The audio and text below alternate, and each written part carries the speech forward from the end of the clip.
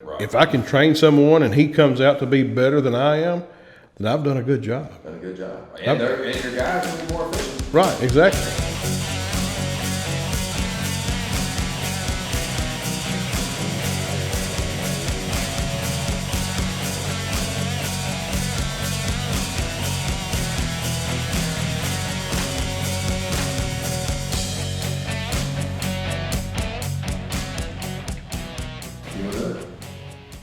Good evening, Profit Diggers. We're here talking with Jeff Spencer, Jerry Work, Chris Work, and I'm doing a little talking myself. I'm Jeff Givens. We've been talking about exclusions and qualifications, and one of the things that I think might be beneficial to you guys out there is maybe trying to understand some ways that if you have ambitions to eventually start your own company or to advance in the company you're in with, like you're going to want to grow your knowledge base on, maybe you want to do bid proposals someday. What can you do in the field to grow that expertise? And there's certain things you can look for while you're on the job site.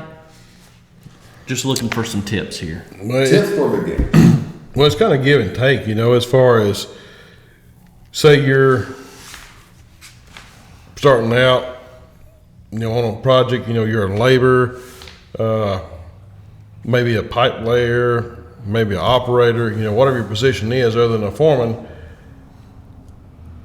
You need a foreman that's willing to help you, first and foremost.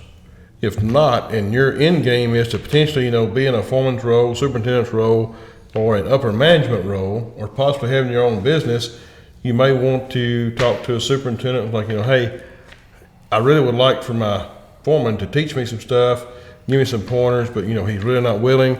If they're not willing to do it, you may want to find somewhere else to work. I know where I'm at now, we believe in bringing our guys up through the field and promoting them on a regular basis. Some guys don't want to be promoted. There's nothing you can do about that. But if you have a foreman that's willing to teach you to learn the ropes through your grading or your utilities or, whatever aspect you're doing on a project, then don't let him leave you out. And what I mean by that is, like, if you're not doing something at that time, or maybe you've come to an issue, you've got to look at on the drawings. When that foreman pulls his drawings out and lays them on the hood of his truck or his tailgate, jump off that machine, jump out of that ditch, go over there and like, hey boss, what's going on? What are we looking at? How are we going to tackle this? And a lot of times, you may not really understand it at the time, but as a foreman, be able to respect the guys that you have working for you. Sometimes they may have a better idea, a better theory than what you have. Sure. And do foremans ever feel threatened by that? They shouldn't. I'm not saying they should, but I'm sure they do. It's the people, right? I'm sure they do. But, if I'm in that position, that's my job. as long as I'm doing my job and I feel comfortable I'm doing my job and I'm getting the production I need to get, there's no need for me to feel threatened. Right. If I can train someone and he comes out to be better than I am, then I've done a good job. Done a good job. And your guys will be more efficient. Right, exactly. But, look for ways, if you're busy, don't get yourself in trouble, by taking yourself out of your position to go up there and say, hey boss, I want to look at these drawings with you. I mean, that can get you, reprimanded pretty quick. But if you're shut down because of an issue or first thing in the morning, if you're there early, that's another reason to get there early. Get there 30, 40 minutes early, go up to your foreman, say, hey boss, let's get the plans out. I like to kind of see what our day's going to look like, what are we going to do, and let him kind of go through what his thinking of the day's going to be. And you may throw out, well, sometime or another, I'd like to see us do this or see us do that. It may flip a switch on him. He's like, you're right. We need to go ahead and address that now. Mm-hmm. But he may tell you, he's like, you worry about what I tell you to do, and we'll get to this when I'm ready to get to it. Sure. Yeah. So, don't get your feelings hurt. I mean, he is a boss. At the end of the day, the buck stops with him. But, don't be afraid to show up early and seem eager to learn a little bit. And especially if you've got a company that's notorious for moving their employees up through the ranks, then you probably got you a good place to stay and a good place to learn. And not every operator, not every laborer, not anyone out there is going to be qualified to just quit their job and go start their own business. Yeah. You know, just because you've got the gist of the field work and what's going on, there's still a lot more to learn about how to price that work. What it's going to take to get there. How efficient can you be? What does it take to be the most efficient I can be to be a great contractor? And that all goes into manageability, equipment, the type of employees you get, what kind of financial backing you can get, all that stuff comes into play, you know. So just because you may have more knowledge of doing this work here than your foreman or your superintendent, either one. I'm not knocking you for knowledge, but if you don't have knowledge how to get to that point financially and be successful, then you still got a lot more learning to do. Yeah. Maximize your time. Yes. Yeah. Yeah, I know just anecdotally in my professional career, I've been both a mentor and a mentee. Right. And, you know, I have found that a lot of times I get more value out of being the mentor than probably the person I'm mentoring. Yes.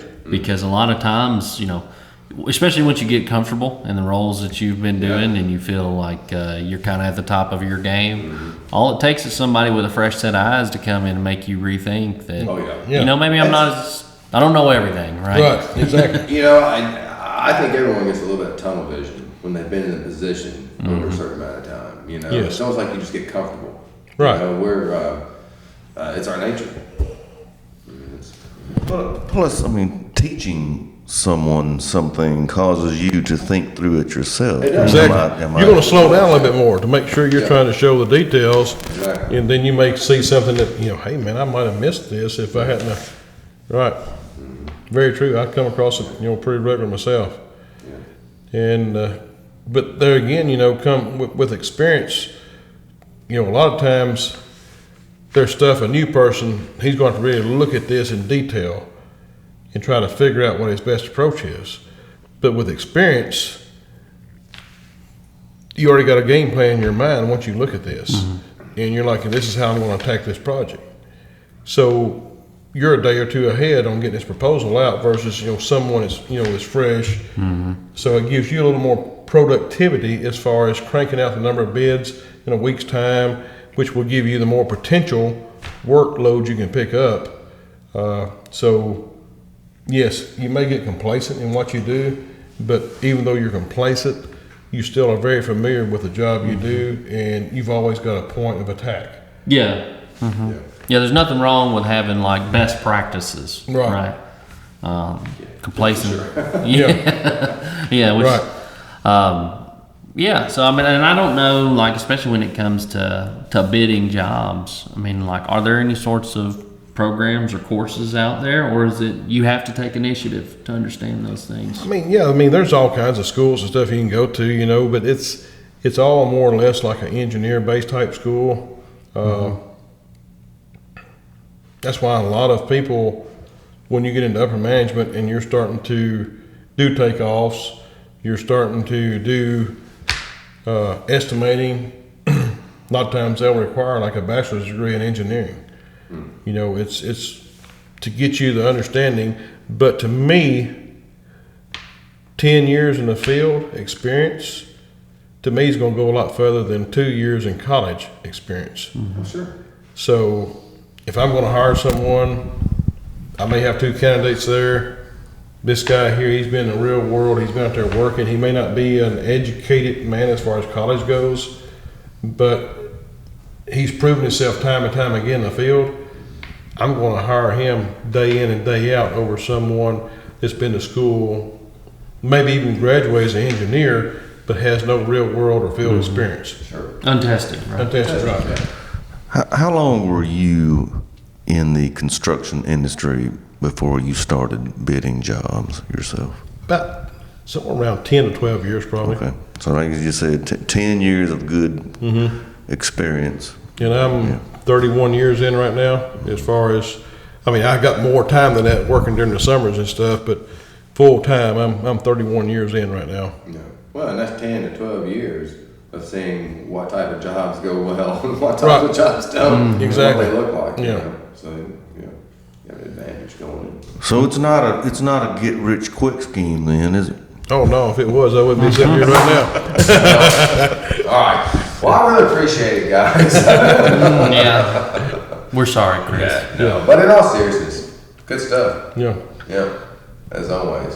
When you guys get together, you come up with some really good topics. So. And the best thing to remember, if it was easy, everybody be doing it. That's right. That's right.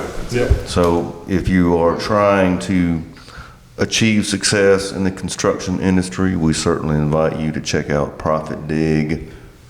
That's right. If you just want to learn more about what you're doing, visit our YouTube channel. That's right. /ProfitDig. Yeah. We post this stuff all the time. All the time, yeah. Just Google ProfitDig and you'll find all of our And we would materials. certainly appreciate a subscribe or a like or a comment. Yep.